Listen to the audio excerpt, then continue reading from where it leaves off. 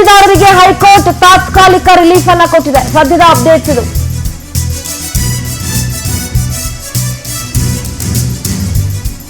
ಕೆಸಿಎ RCB DNA ವಿರುದ್ಧ ಬಲವಂತದ ಕ್ರಮ ಬೇಡ ಅಂತ ಹೈಕೋರ್ಟ್ ಹೇಳಿದೆ. 3 ಅರ್ಜಿದಾರರಿಗೆ ಹೈಕೋರ್ಟ್ ತಾತ್ಕಾಲಿಕ ರಿಲೀಫ್ ಕೊಟ್ಟಿದೆ.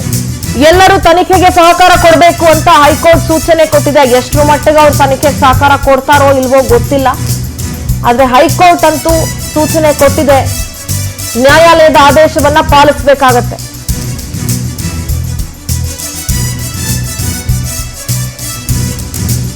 ಕೆಸಿಎ ಆರ್ಸಿಬಿ ಡಿಎನ್ಎ ವಿರುದ್ಧ ಬಲವಂತದ ಕ್ರಮವನ್ನ ತೆಗೆದುಕೊಳ್ಬೇಡಿ, ಏನೇ ಇದ್ರೂ ತನಿಖೆಗೆ ಸಹಕಾರ ಕೊಡ್ತಾರೆ ಅವರು ಅಂತ ಹೇಳಿ ಹೈಕೋರ್ಟ್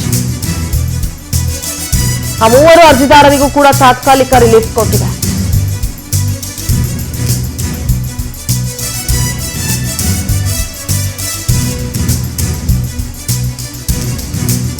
ಮುಂದಿನ ಶುಕ್ರವಾರಕ್ಕೆ ವಿಚಾರಣೆಯನ್ನ ಹೈಕೋರ್ಟ್ ಮುಂದೂಡಿದೆ.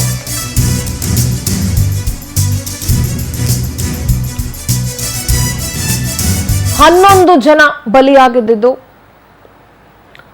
ಅರೆಸ್ಟ್ ಮಾಡ್ರಿ ಅವ್ರನ್ನ, ಕೆಸಿಎ ಆರ್ಸಿಬಿ ಅಥವಾ ಡಿಎನ್ಎ ಮುಖ್ಯಸ್ಥರನ್ನ ಅಂತ ಸಿಎಂ ಸೂಚನೆ ಕೊಟ್ಟಿದ್ರು. ಹೆಂಗ್ ಸಾರ್ ಸೂಚನೆ ಕೊಡ್ತಾರೆ, ಹೆಂಗ್ ಅರೆಸ್ಟ್ ಮಾಡ್ತಾರೆ ಅಂತ ಅರ್ಜಿದಾರರ ಪರ ಮಾತನಾಡಿದ್ರೆ ಜಡ್ಜ್ ಕೇಳ್ತಾರೆ, ನೀವು ಅರೆಸ್ಟ್ ಮಾಡಿ ಸರಿಯಾದ ಸಾಕ್ಷ್ಯಾಧಾರಗಳು ಸಿಕ್ಕಿಲ್ಲ ಅಂದ್ರೆ ಏನ್ ಮಾಡ್ತೀರಿ ಅಂತ. ಬಲವಂತದ ಕ್ರಮವನ್ನ ತೆಗೆದುಕೊಳ್ಬೇಡಿ, ಆದ್ರೆ ಅವರು ತನಿಖೆಗೆ ಸೂಚಿಸಬೇಕು ಅಂತ ಕೋರ್ಟು ತನ್ನ ಒಪಿನಿಯನ್ ಅನ್ನ ತಿಳಿಸಿದೆ.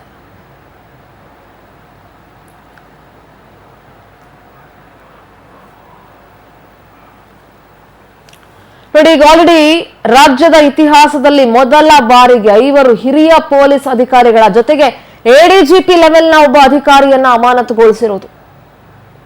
ಐ ಥಿಂಕ್ ದಯಾನಂದ್ ಅವ್ರ ಟೈಮ್ ಕೆಟ್ಟೋಗಿತ್ತು ಅಂತ ಅನ್ಸುತ್ತೆ, ಸರಿ ಇರ್ಲಿಲ್ವೇನೋ ಪಾಪ ಅವ್ರ ಟೈಮು. ಅದರ ಜೊತೆಗೆ ಇವ್ರನ್ನ ಅರೆಸ್ಟ್ ಮಾಡಿ ಅಂದ್ರು, ಇನ್ಯಾರ್ದು ತಪ್ಪಿಲ್ವಾ? 3 ಅರ್ಜಿದಾರರಿಗೂ ಕೂಡ ಹೈಕೋರ್ಟ್ ತಾತ್ಕಾಲಿಕ ರಿಲೀಫ್ ಕೊಟ್ಟಿದೆ.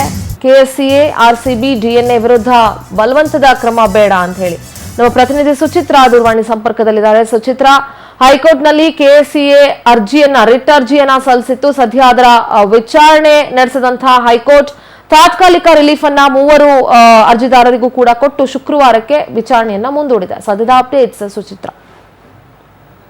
ಏನಂತ ಹೇಳಿದ್ರೆ, ಏನು ಚಿನ್ನಸ್ವಾಮಿ ಕ್ರೀಡಾಂಗಣದಲ್ಲಿ 11 ಮಂದಿ ಕಾಲ್ತುಳಿತದಿಂದ ಸಾವನ್ನಪ್ಪಿದ್ರು. ಈ ಬಗ್ಗೆ ಕೆಎಸ್ಸಿಎ ಕೂಡ ಹೈಕೋರ್ಟ್ ನಲ್ಲಿ ರಿಟ್ ಅರ್ಜಿಯನ್ನು ಕೂಡ ಹಾಕೊಂಡಿತ್ತು. ಸದ್ಯ ಇವತ್ತು ಕೆಎಸ್ಸಿಎ ಸಲ್ಲಿಸಿದಂತಹ ರಿಟ್ ಅರ್ಜಿ ವಿಚಾರಣೆ ಕೂಡ ಹೈಕೋರ್ಟ್ ನಲ್ಲಿ ನಡೀತು. ನ್ಯಾಯಮೂರ್ತಿ ಕೃಷ್ಣಕುಮಾರ್ ಅವರ ಒಂದು ಪೀಠದಲ್ಲಿ ಈ ಒಂದು ಅರ್ಜಿ ವಿಚಾರಣೆ ನಡೀತು. ಜೊತೆಗೆ ಸರ್ಕಾರದ ಪರ ವಕೀಲ ಶ್ಯಾಮ್ ಸುಂದರ್ ವಾದವನ್ನ ಮಂಡಿಸಿದೆ. ಹಿರಿಯ ವಕೀಲ ಅಶೋಕ್ ಹಾರನಗಲಿ ಕೆಎಸ್ಸಿಎ ಪರ ವಾದವನ್ನ ಮಂಡಿಸಿದ್ರು. ಇನ್ನು ಅಡ್ವೊಕೇಟ್ ಜನರಲ್ ಅವರು ಈಗಾಗಲೇ ಮುಖ್ಯಪೀಠ ಸುಮೋಟೋ ಕೇಸನ್ನ ದಾಖಲು ಮಾಡಿಕೊಂಡಿದೆ ಅಂತ ಹೇಳ್ತಾರೆ. ನಂತರದಲ್ಲಿ ಪೀಠ 3 ಅವರು ಎಫ್ಐಆರ್ ಅನ್ನ ಈಗಾಗಲೇ ಸಿಐಡಿಗೆ ವರ್ಗಾವಣೆ ಆಗಿದೆಯಾ ಅನ್ನೋ ಒಂದು ಕ್ವಶನ್ ಅನ್ನ ಕೇಳ್ತಾರೆ. ಸದ್ಯ ಯುಡಿಆರ್ ನನ್ನ ಈಗಾಗಲೇ ದಾಖಲು ಮಾಡಿಕೊಳ್ಳಲಾಗಿದೆ, ಬಳಿಕ 11 ಎಫ್ಐಆರ್ ಈಗಾಗಲೇ ಆಗಿದೆ ಅಂತ ಹೇಳಿ ಶ್ಯಾಮ್ ಸುಂದರ್ ಅವರು ಹೇಳ್ತಾರೆ. ಯಾವ್ಯಾವ ತನಿಖೆ ಸಂಸ್ಥೆಗೆ ಈ ಒಂದು ತನಿಖೆ ನಡೆಸ್ತಾ ಇದೆ ಅಂತ ಒಂದು ಕೇಳಿದಾಗ ಅಡ್ವೊಕೇಟ್ ಜನರಲ್ ಅವರು ಏನು ಆರ್ಸಿಬಿ ಮಾರ್ಕೆಟಿಂಗ್ ಮತ್ತು ಆದಾಯ ವಿಭಾಗದ ಮುಖ್ಯಸ್ಥ ನಿಖಿಲ್ ಸೋಸ್ಲೆ ಅವರನ್ನ ಬಂಧಿಸಲಾಗಿದೆ, ಬಂಧನಕ್ಕೆ ಕಾರಣ ನೀಡಬೇಕಾಗಿದೆ, ಜೊತೆಗೆ ತನಿಖೆ ನಡಲಿ, ಎಲ್ಲರನ್ನ ಬಂಧಿಸುವುದಿಲ್ಲ, ಜೊತೆಗೆ 1 ವಾರದ ಬಳಿಕ ವಿಚಾರಣೆಯನ್ನ ಕೂಡ ನಡೆಸಬಹುದು ಅಂತ ಹೇಳ್ತಾರೆ. ಈ ರೀತಿ ವಿಚಾರಣೆಯನ್ನು ಕೂಡ ಆಗುತ್ತೆ.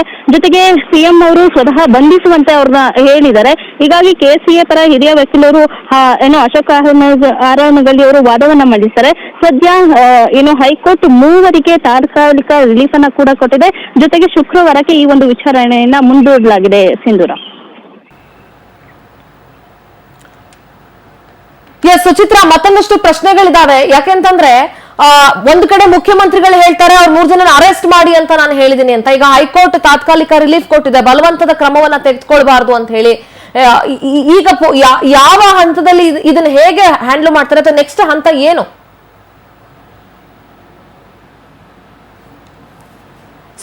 ಧ್ವನಿ ಕೇಳಿಸ್ತಾ ಇದೆಯಾ? ಮತ್ತೊಮ್ಮೆ ಸಂಪರ್ಕಕ್ಕೆ ತೆಗೆದುಕೊಳ್ತೀನಿ. ನೋಡಿ, ನಿಖಿಲ್ ಸೋಸ್ಲೆ ಆರ್ಸಿಬಿಯ ಮಾರ್ಕೆಟಿಂಗ್ ಹೆಡ್ ಅನ್ನ ಈಗ ಆಲ್ರೆಡಿ ಅರೆಸ್ಟ್ ಮಾಡಲಾಗಿದೆ. ಮುಂದಿನ ಶುಕ್ರವಾರಕ್ಕೆ ಕೋರ್ಟು ವಿಚಾರಣೆಯನ್ನ ಮುಂದೂಡಿದೆ.